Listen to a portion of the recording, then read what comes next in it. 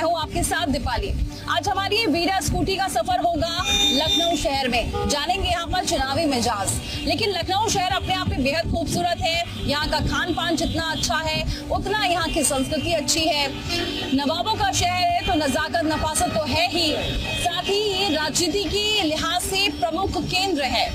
इस बार लोगों के चुनावी मुद्दे क्या है, क्योंकि राजनाथ सिंह इस बार तीसरी बार चुनावी मैदान में है। और भी खास बात यह है कि इसे अवध पहले कहा जाता था, अवध का क्षेत्र है ये पूरा लखनऊ, लेकिन इस बार चुनावी हवा की शोर है। ये जानेंगे आज इस लखनऊ शहर में। तो चलिए मेरे साथ इस वीरा स्कूटी से सफर करेंगे और बढ़ेंगे आगे इस नवाबों के शहर लखनऊ।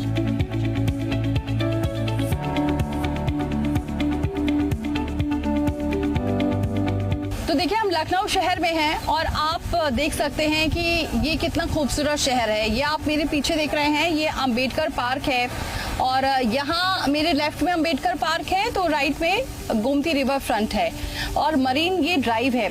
और ऐसे ही नहीं कहा जाता है लखनऊ को, जो भी लखनऊ आता है वो लखनऊ का इसीलिए होकर रह जाता है क्योंकि लखनऊ का मिजाज ही कुछ ऐसा है, आबो हवा ही कुछ ऐसी है। इसलिए ये लखनऊ के बारे में एक कहा जाता है कि जो भी लखनऊ आता है वो देखता तो रहता है लेकिन सियासत भी यहाँ पर जमकर होती है। तो फिलहाल आप ये तस्वीर देखिए कि ये कितना सुंदर है ये पार्क, और सियासत को लेकर भी इस वक्त क्या चर्चाएं चल रही हैं लखनऊ में, ये भी हम जानेंगे लखनऊ शहर में।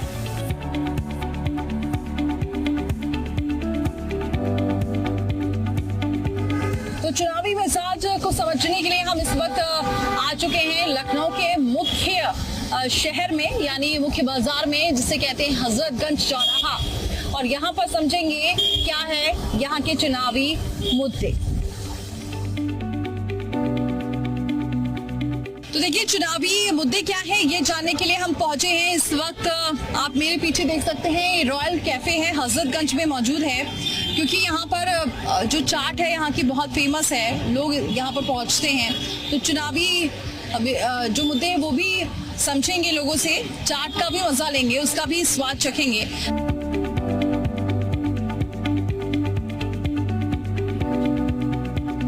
तो देखिए लखनऊ खान पान के लिए बहुत फेमस है और क्यों यहाँ पर लोग आते हैं इसी के बारे में जानते हैं हम जरा। सर आपका नाम?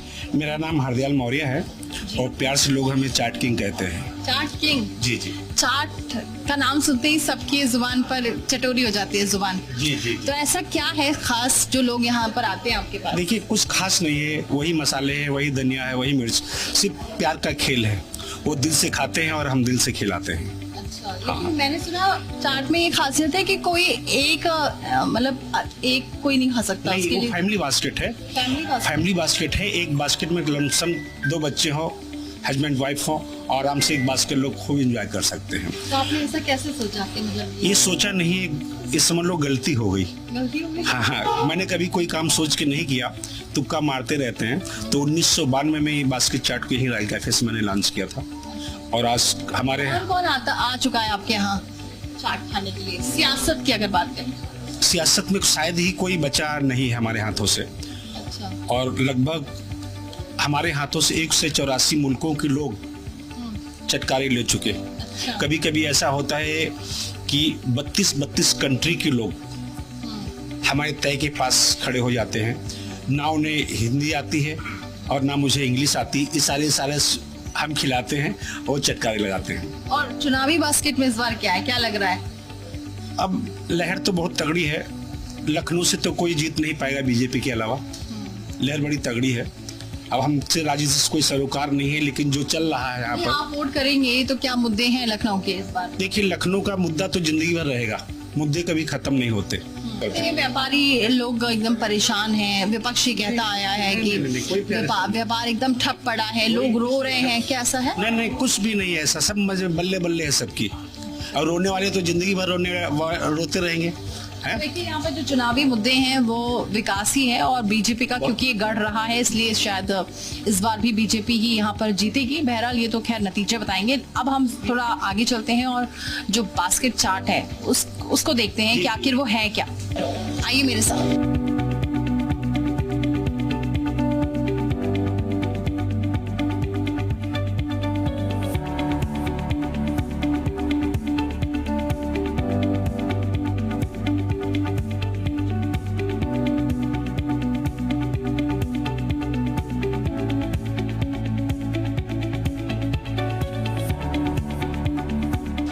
कंप्लीट हो गई है। तो देखिए ये वो चाट है जिसको लोग खाने के लिए दूर दूर से आते हैं, बास्केट चाट है। और बड़ी बात ये है कि इसको पचाने के लिए का भी पूरा इंतजाम है। ये जो आप देख रहे हैं इसके साथ में, जिसके बारे में, इसकी रेसिपी को कैसे बनाया जाता है इसके बारे में अभी तक बताया नहीं गया है। देखिए मेरे मुंह में तो पानी आ रहा है और हो सकता है आपके मुंह में भी पानी आ रहा हो, लेकिन अगर आप इसको खाना चाहते हैं तो उसके लिए आपको यहाँ आना पड़ेगा। कैमरामैन तो लास्ट टपक रही है। क्या लग रहा है चुनावी मुद्दे क्या है? मुद्दे तो बहुत सारे हैं। डेवलपमेंट है, जेंडर है, वुमेन डेवलपमेंट है, इंफ्रास्ट्रक्चर है। कई चीज़ों पे बहुत सारा काम हुआ भी है और कई चीज़ों पे होना भी बाकी है। देखते हैं क्या होता है। अच्छा मैम, आपको क्या लग रहा है, क्या है इश्यूज, क्या है इस बार के इलेक्शन से? एक तो आप अपने हिसाब से बता दीजिए। Mine, I would say the social fabric of this nation, the divisive politics that are there, that's a concern. चलिए और आगे बढ़ते हैं। क्या लग रहा है चुनाव मुद्दे क्या है इस बार के? 100% बीजेपी जीतेगी। बीजेपी? हर हर मोदी। क्यों, मतलब क्या बीजेपी ने ऐसा क्या किया? देखिए बीजेपी ऐसा कुछ करे ना करे, लेकिन मैक्सिमम जो इंडियंस जो चाहते थे बीजेपी उसको किए हैं, फिलहाल अभी उसको किए हैं। आगे का पता नहीं, लेकिन इस बार बीजेपी जीतने वाली है। मतलब इस बार तीसरी बार भी राजनाथ सिंह ही जीतेंगे? जी जी जी जी। ये आप चाट तो खा ही रही है, कैसी है चाट? बहुत अच्छी है आप यहीं से हो? जी, लखनऊ। अच्छा, क्या लग रहा है चुनाव क्या कह रहा है इस बार का? देखिए पता चलेगा अभी। वोट आप कैसे, मतलब किन मुद्दों पर करेंगे? देखिए विकास के ऊपर है कि कैसा विकास। लखनऊ में तो बहुत अच्छा हो गया है। अच्छा, बहुत अच्छा डेवलपमेंट हो रहा है। मतलब इस बार लग रहा है बीजेपी फिर से हैट्रिक लगाएगी? बिल्कुल बिल्कुल बिल्कुल। सर आपको कैसे लग रही चाट? चाट तो बहुत अच्छी। कब से आते हैं यहाँ पर? मैं तो लखनऊ का ही रहने वाला हूँ। अच्छा, तो फिर मैं कैथीड्रल में ही पढ़ता हूँ, सामने पढ़ता था।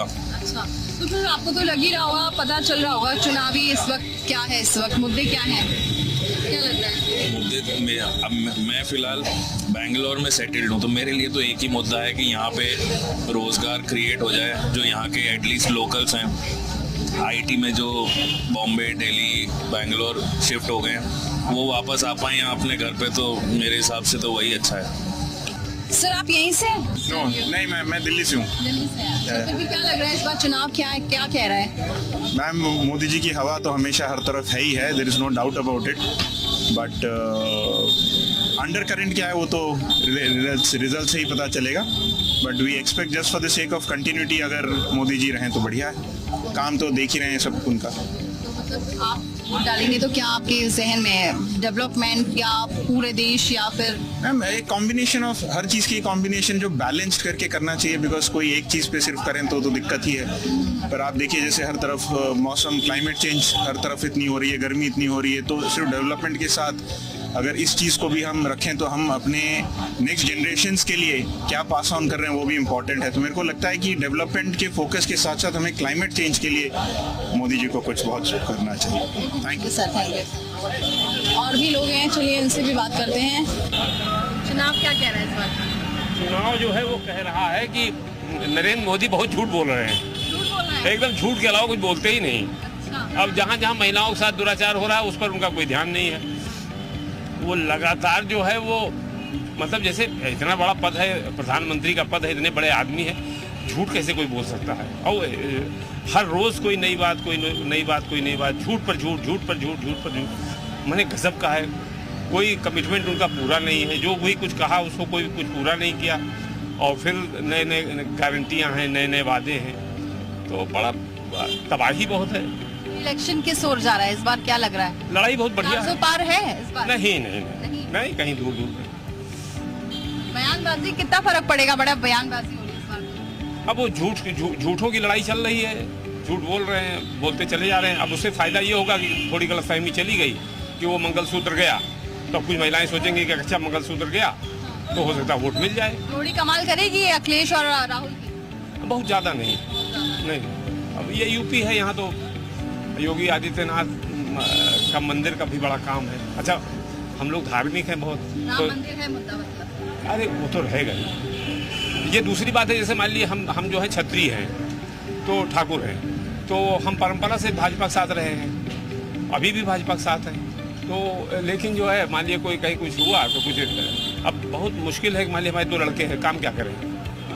जैसे 2 बेटे हैं उनको नौकरी, और नौकरी ये देंगे नहीं।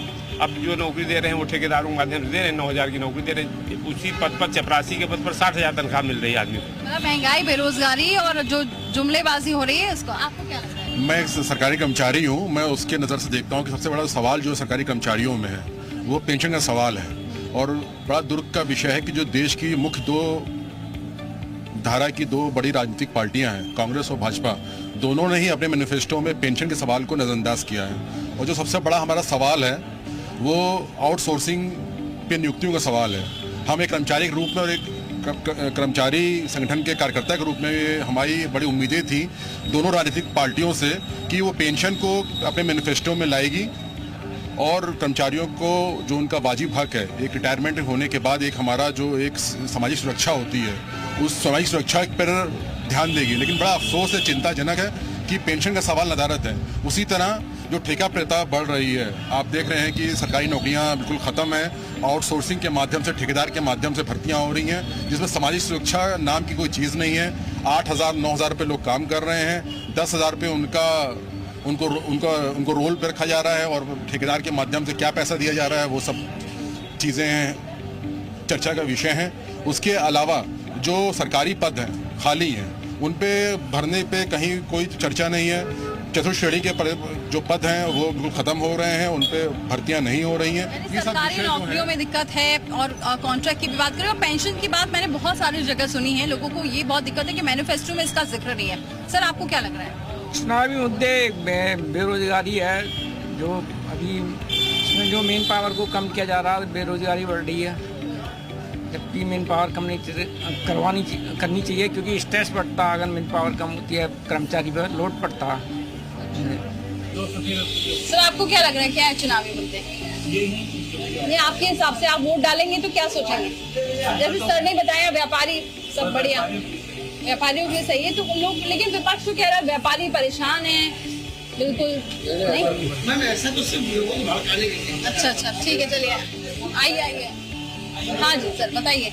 मैम अगर ऐसा विपक्ष पार्टी कहती है तो उस पार्टी को सिर्फ बदनाम करेंगे, क्योंकि बीजेपी जो कार्य किए, मतलब जैसे घरों में, गाँव में भी किया है, घरों में किया है, बाथरूम बनवा के दिए, गैस का मेरा काम किया, बहुत है, कोई नहीं करता है। अभी तक राशन फ्री दे रहे हैं आपको, बहुत बड़ी बात है। आप 2 रोटी ले जाओ, 1 किलो आटा ले तो 40 रुपये आटा है, वो तो हर बार आपको महीने में 2 फ्री दे रहे हैं, कम है, कोई नहीं करता है। चाहे किसी भी सरकार हो, गठबंधन से पहले जिसका भी हुआ, हमें उसका नहीं मालूम, लेकिन उन्होंने इतना कभी नहीं किया जितना बीजेपी इस वक्त कर रही है। अच्छा, तो मतलब उम्मीद आगे और इससे अच्छा करेंगे। मतलब लखनऊ से भी बीजेपी की सीट % जीतना है और वही जीतेंगे। अच्छा, वोटिंग परसेंटेज क्या रहने वाला है आपके अंदाजे से लखनऊ का? मेरे ख्याल से तो अबव 80 होना चाहिए। देखिए लखनऊ की जनता बहुत इस वक्त दिल से बीजेपी को मानती आ रही है और अभी भी उसका कहना है कि क्योंकि विकास हुआ है इसलिए।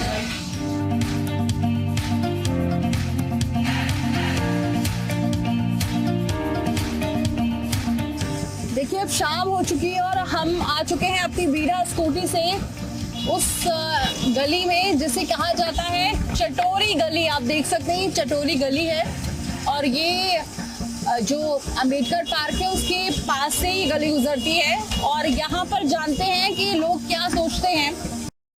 लखनऊ कुछ बदला है? लखनऊ में बहुत प्रोग्रेस हुई है। लखनऊ में भी हुई है। कितने साल हो गए आपको यहाँ? मुझे यहाँ 11 ईयर। अच्छा 11 ईयर, तो 11 ईयर में काफी कुछ बदलाव। बहुत बदला। तो मतलब इस बार हवा मोदी सरकार। अच्छा, क्या लग रहा है इस बार सरकार? इस बार कौन सी सरकार आएगी? जी I am not sure, but मैं तो कांग्रेस को वोट करने वाला हूँ। तो क्यों कांग्रेस को? क्यों? बिकॉज राहुल गांधी को मैं एज अपना आइडल मानता हूँ। आइडल मानता? जी। क्यों, मतलब क्या मतलब कांग्रेस ने किया आपके हिसाब से? आई am not much into voting और इलेक्शंस में इतना जानता नहीं हूँ क्योंकि मैंने पिछले ही साल अपना पहला वोट दिया था। अच्छा, तो मतलब इस बार सेकंड टाइम? हाँ, सेकंड टाइम में वोट कर रहा हूँ। जी, यंग है, अगर यंगस्टर नहीं वोट करेंगे तो फिर तो कौन करेगा? तो आपके लिए क्या इस बार, मतलब एज ए कंट्री पूरा देखते हैं तो क्या लगता है, क्या मुद्दे हैं मेन? मुद्दे हैं, सबसे पहला मुद्दा तो अनएम्प्लॉयमेंट है, एजुकेशन है, हेल्थ है। सो मेरे ख्याल से यही सब मेन मुद्दे होने चाहिए जो अपनी स्पीचेस में भी जो बोलते हैं, इन्हीं सब चीज़ों के बारे में बातें करते हैं। तो मुझे अच्छा लगता है कि भाई कोई तो बात कर रहा है डेवलपमेंट में, कोई तो बात कर रहा है हेल्थ के लिए, कोई तो बात कर रहा है क्या कहते हैं हॉस्पिटल्स एंड एजुकेशन के लिए। तो जहाँ मुझे लगता है कि जो माइनर चीज़ें हैं उनको जो बढ़ावा दे रहा है वो ज़्यादा अच्छी चीज़ें हैं। आपको क्या लगता है? कांग्रेस। कांग्रेस क्यों कांग्रेस? जैसे इन्होंने बताया कि अनएम्प्लॉयमेंट है, ये मुद्दों को उठाते हैं, आपके लिए हिसाब से क्या है? मेन तो अनएम्प्लॉयमेंट ही है, क्योंकि लोग बेरोजगार बहुत सारे हो रहे हैं, तो इस हिसाब से मतलब अनएम्प्लॉयमेंट में काम करना चाहिए ये सब। तो आपको लगता है बीजेपी इस मुद्दे को नहीं उठा रही बेरोजगारी? अभी लास्ट कुछ ईयर से तो ऐसा नहीं लग रहा है, क्योंकि अनएम्प्लॉयमेंट का रेट अगर आप देखें तो बढ़ता चला जा रहा है, और उन्होंने प्रॉमिस किया था कि कम होगा, बट ऐसा कम हो नहीं रहा है, वो डाउनफॉल पे ही जा रहा है। तो मेरे साथ तो चेंज करना चाहिए, कांग्रेस को वोट देना चाहिए। आप बताइए, आपको क्या लगता है? नहीं, बननी तो भाजपा की है गवर्नमेंट, और इसके अलावा हमारे पास कोई और ऑप्शन भी नहीं है। अच्छा। एक्चुअली चेहरा होना चाहिए किसी का एटलीस्ट कि हम पीएम के पोस्ट के लिए किसको देख सकते हैं। तो विपक्ष के पास ऐसा कोई चेहरा है नहीं, और जिस चेहरे को बनाने की कोशिश की जा रही है मुझे नहीं लगता कि शायद वो चेहरा बन पाए। ठीक है, हाँ, चेहरा इम्पोर्टेंट लगता है। चेहरा इसलिए इम्पोर्टेंट होता है क्योंकि चेहरे से आप समझ सकते हैं कि काम पिछले 10 सालों के काम आप देखेंगे, और उससे पहले के भी ऐसा नहीं कि पहले काम नहीं हुए, पहले भी काम हुए हैं, लेकिन जो 10 सालों में जो काम हुए उसके और उस पर कंपैरिजन करेंगे तो शायद मुझे ऐसा लगता है कि 10 सालों में जो काम हुआ, जो मैंने देखा, वो शायद ज़्यादा बेहतर हुआ। देखिए, कहते हैं ना बनारस की सुबह और अवध की शाम, जिसका मैंने पहले भी जिक्र किया था, वो कुछ ऐसा ही है। इस वक्त जो अवध की शाम है बेहद निराली, बहुत सुकून है, और इसीलिए कहा जाता है लखनऊ में ये जो जगह है वो इतनी सुकून वाली है। अब आबो हवा में वो सुकून कहीं और नहीं मिलता, अब आबो हवा में वो सुकून कहीं और नहीं मिलता। मिलते तो बहुत शहर है, मगर लखनऊ सा नहीं मिलता। और कुछ सियासत में भी ऐसा ही नजर आ रहा है।